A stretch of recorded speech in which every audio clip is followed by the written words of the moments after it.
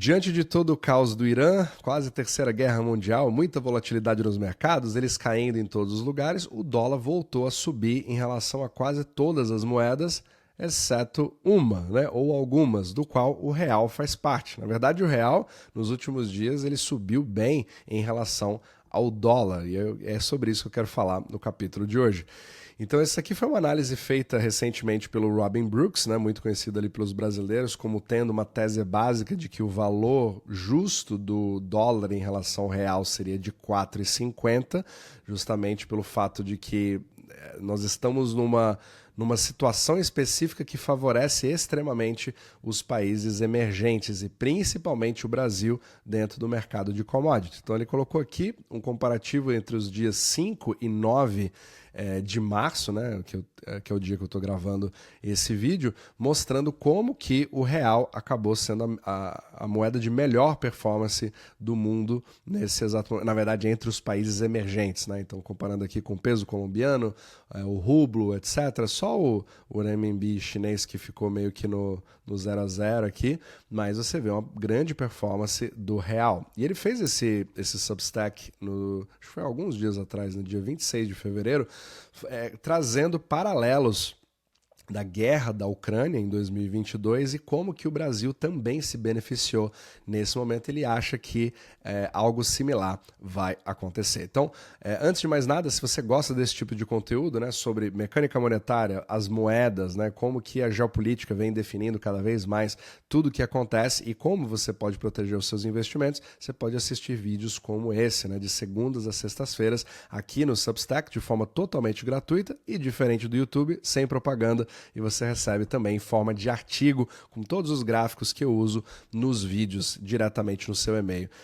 E se você quiser saber um pouquinho o que eu faço, né, com os investimentos, o que nós estamos fazendo, a gente também publica os resultados do nosso portfólio juntamente com a alocação para membros, né, para você ver exatamente o que nós estamos fazendo e também com aulas todos os finais de semana para membros, para que você possa entender exatamente como que as coisas funcionam, que é bem diferente do que a gente vê na televisão. Então, todos os links estão aqui na descrição abaixo, é totalmente gratuito de você fazer parte.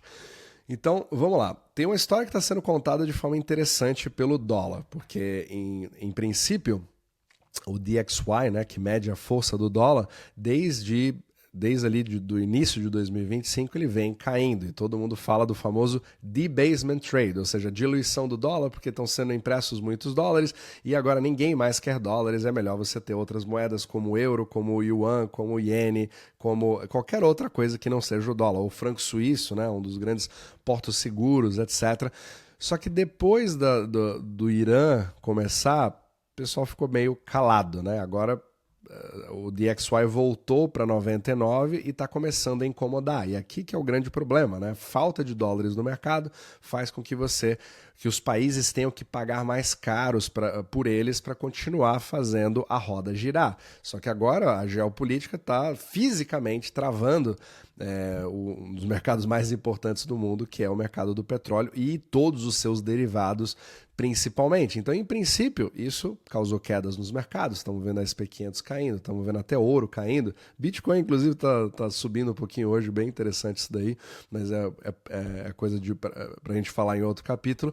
Mas você vê aqui uma certa reversão que deveria causar problemas para todo mundo. Só que você não está vendo isso acontecer no real. Dá uma olhada aqui no gráfico do dólar em relação ao real. Ele, desde aquele pico de 2024, né, no dia 18 de dezembro, ele vem, claro, com uma certa volatilidade, mas ele vem mostrando uma queda. E nesse exato momento que eu estou gravando, está ali a 5,20 e continua em queda. Inclusive hoje, né, quase 0,65, 66.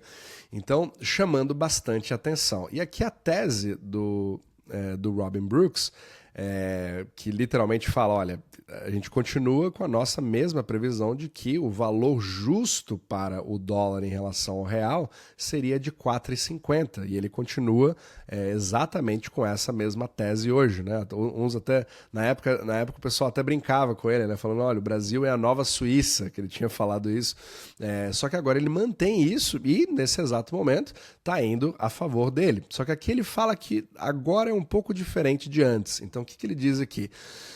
Ele fala que, diante de toda a incerteza que aconteceu, inclusive em 2022, voltando ali para o conflito da Ucrânia, a América Latina foi um dos poucos lugares que acabou sendo visto de forma positiva, porque geograficamente ele estava se distanciando de todos os conflitos e as confusões e acabou sobrando para que o capital fosse, mas principalmente para que as compras, os importadores passassem a comprar commodities do Brasil, da América Latina, mas principalmente do Brasil, fazendo com que o Brasil fosse o principal vencedor ali. E quase que chegou nos famosos 4,50 em março de 2022 e ele continua mantendo esse mesmo foco. Só que agora é bem interessante que como que isso propiciou excelentes condições para as commodities brasileiras, né, para a agricultura, etc., como sendo o principal foco ali do Brasil. Só que aqui ele fala uma coisa que eu achei um pouquinho assim, contraditório, né? Mas ele fala como ele faz a previsão dele para 2026, essas moedas, né, dos países emergentes vão continuar se fortalecendo em relação ao dólar americano.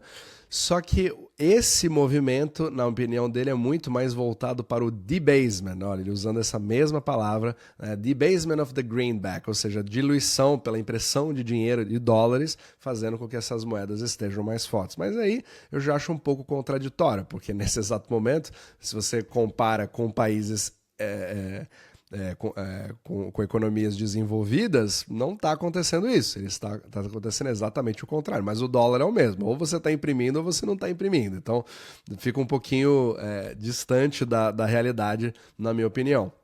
Só que aqui você vê que é puramente um jogo de balança comercial, e eu concordo nesse aspecto com ele, porque ele mostra que, acho que tem um gráfico mostrando que a balança comercial brasileira está bastante positiva. Então ele mostrou aqui janeiro, né, comparado com todos os outros janeiros, ele sempre faz isso, um pouquinho estranho, mas ele mostrando como que no Brasil você tem um superávit dessa balança que está literalmente gerando uma enxurrada de dólares, e talvez isso agora fique mais forte ainda, porque não sobra outro lugar, né? Você precisa jogar esses dólares para o Brasil, a não ser que tenha alguma outra coisa geopolítica que aconteça, que obviamente não é o que ninguém quer, mas e tudo isso hoje ninguém sabe, né, para onde as coisas vão indo, porque uma decisão específica faz com que você tenha determinadas intervenções nos lugares, mas é como se fosse um jogo de eliminação que já tinha, né, propiciado ali, o Brasil já estava se beneficiando disso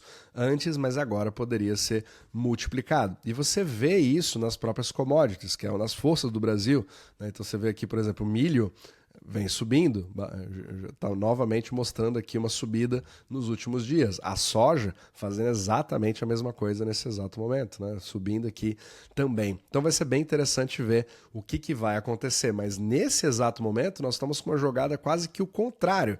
Então enquanto o DXY está subindo em relação às principais moedas do mundo, né? E o Brasil, o real, não faz parte desse DXY, você continua tendo o mesmo movimento de enxurrada de dólares entrando no Brasil.